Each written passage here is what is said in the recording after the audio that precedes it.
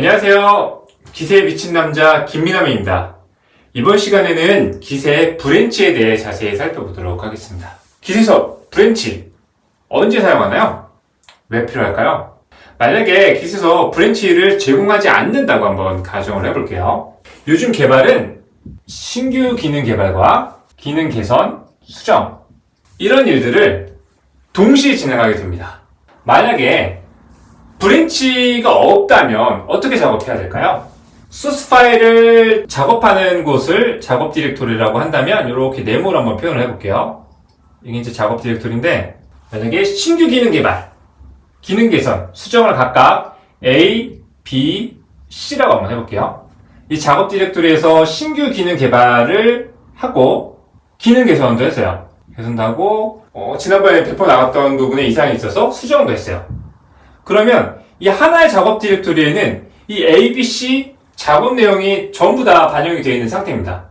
근데 만약에 이 수정사항을 배포를 빨리 내보내야 돼 라고 했을 때는 임의로 이 A, B를 제외하고 C만 내보내야겠죠. 이게 매우 번거로운 일이고 혹여라도 실수를 할 가능성이 있습니다. 그래서 이 한 작업 디렉토리 안에서 이 A, B, C 각기 성격이 다른 작업들을 진행하는 것은 코드 관리에 어려움을 가져옵니다. 그래서 이거를 브랜치 없이 만약에 작업한다고 하면 작업 디렉토리를 복사를 하면 되겠죠. 작업 디렉토리를 복사를 해서 여기서는 C 작업을 하고 여기서는 A 작업을 하고요. 여기서는 B 작업을 하면 해결할 수 있겠죠. 하지만 이때도 만약에 내 소스 코드가 뭐 한 5GB 정도 한다.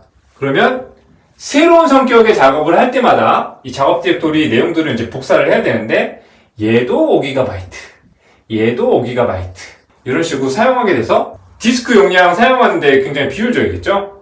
그리고 나중에 코드 관리할 때 내가 A라는 작업을 여기서 했는지 아니면 여기서 했는지 또 계속 지속적으로 확인을 해야 되고요. 이런 방식으로는 디스크 공간이나 앞으로 이제 코드를 관리하는 데 있어서 효율적이지 않다는 것이죠. 그런데 이제 기세서는 브랜치라는 것을 제공을 해줍니다. 마스터 브랜치라는 게 있다고 한번 가정을 해볼게요. 여기가 마스터예요. 참고로 이게 이제 커밋 히스토리인데 이쪽에 밑에가 올드고요. 위로 갈수록 새로운 커밋이라는 걸 의미를 합니다. 여기서 이제 브랜치를 사용하면 이렇게 이쪽에서는 피처 개발을 진행하고요. 이쪽에서는 팩토링을 진행을 하고 이쪽에서는 버그 수정을 진행을 합니다. 브랜치라는 게 한국어로 표현하면 이제 가지잖아요. 마치 이제 한 줄기에서 여러 가지들이 이제 뻗어나가는 것처럼 여기에서는 이제 피처 개발만 쭉 이어서 나갈 거고요.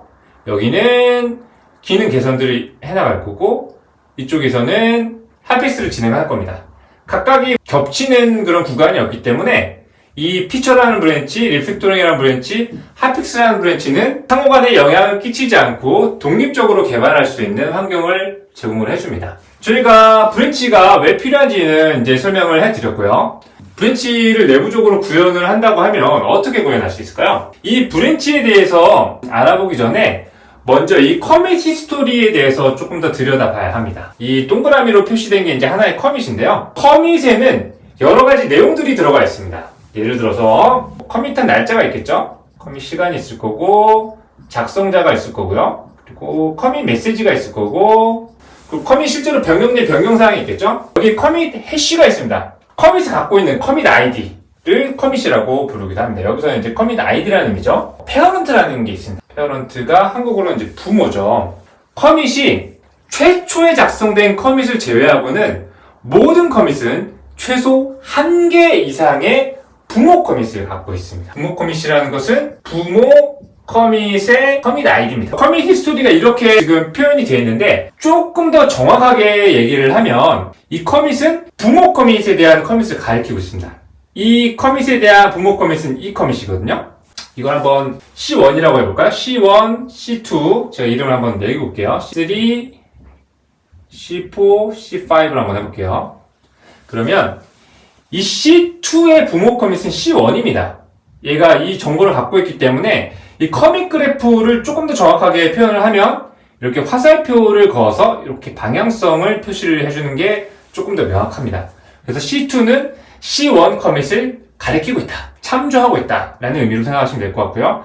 C3는 C2 커밋을 참조를 하고 있다. 그리고 C4 커밋은 이렇게 C3를 가리키고 있고 C5 커밋은 C4를 가리키는 이런 형태로 사실 그래프들이 이루어져 있습니다. 그래서 여기서 저희가 확인한 것은 뭐냐면 커밋 히스토리 안에는 커밋 아이디를 뜻하는 커밋이 들어가 있고 이전 커밋, 자기 부모 커밋의 커밋 아이디인 페어런티 정보를 갖고 있다라는 것을 확인했습니다. 이것을 확인한 이유는 브랜치가 어떻게 구성되어 있는지 그 실체에 대해서 알기 위함인데요. 지금 이 핫픽스 브랜치는 E2 커밋을 가리키고 있잖아요. 핫픽스 브랜치에서 새로운 커밋을 하나 생성을 하면 이렇게 되겠죠. 새로운 커밋이 핫픽스 브랜치에 여기 붙겠죠. 새로 생기겠죠. 이게 어떻게 가능한 걸까요? 사실 브랜치는 41바이트의 파일에 불과합니다. 그럼 이 41바이트 파일에는 뭐가 들어가 있냐? 40짜리 해시가 들어가 있습니다. 플러스 개인 문자, 뉴라인 문자가 들어가 있어서 이게 이제 41바이트가 되는 거거든요. 그럼 이 40짜리 해시는 뭘 뜻하느냐? 커밋의 아이디를 의미합니다.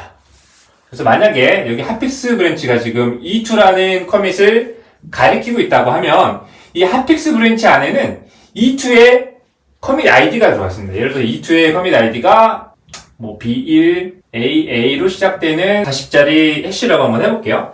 그러면 이 핫픽스라는 브랜치는 똑같은 이 E2의 해시인 104AA 이렇게 40짜리가 되는 커밋 아이디를 가지고 있습니다. 그래서 브랜치는 단순히 41바이트짜리의 파일에 불과하다라고 할 수가 있습니다. 지금 여기서 새로운 커밋이 하나 생성이 됐잖아요. 이거를 E3라고 한번 해볼게요. E3. 그러면 핫픽스 브랜치가 가리키는 커밋은 E2가 아닌 E3로 자동으로 바뀌게 됩니다. 그래서 이렇게 브랜치는 특정 커밋을 가리키고 있는 포인터다라고 생각하시면 될 것 같아요. 포인터인데 이 포인터는 움직이는 포인터다 라고 생각하시면 될 것 같습니다. 마지막으로 알아볼 내용은요.